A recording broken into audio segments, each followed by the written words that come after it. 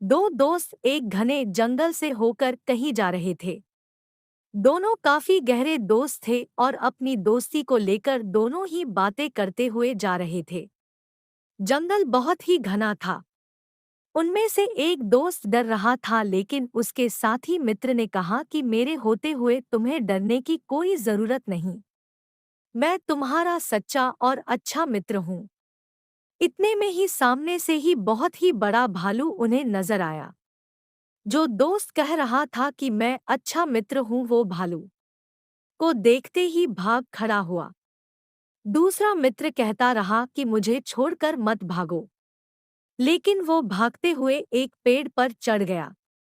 यह देख उसका मित्र और भी डर गया, क्योंकि वो पेड़ पर चढ़ना नहीं जानता था।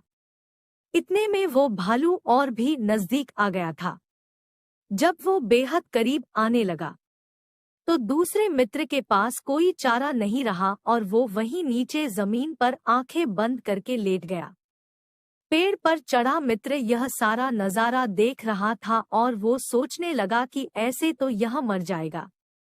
इतने में ही वो भालू नीचे लेटे मित्र के करीब आकर उसे देखने लगा।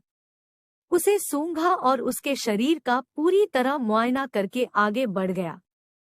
जमीन पर लेटे मित्र ने राहत की सांस ली और वो सोचने लगा कि अच्छा हुआ जो मैंने सांस रोक ली थी, क्योंकि भालू मुर्दों को नहीं खाते और वो भालू मुझे मरा हुआ जानकर आगे बढ़ गया। पेड़ पर चढ़ा मित्र बहुत हैरान था।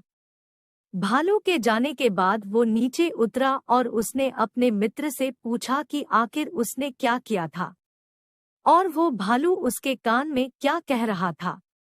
मुर्दा होने का नाटक कर रहे मित्र ने कहा कि भालू ने मेरे कान में कहा कि बुरे वक्त में ही सही दोस्तों की पहचान होती है, इसलिए कभी भी ऐसे दोस्तों के साथ मत रहो, छोड़कर भाग जाएं और जो वक्त पर काम ही ना आए। दूसरे मित्र को समझते देर न लगी और फिर दोनों आगे बढ़ गए।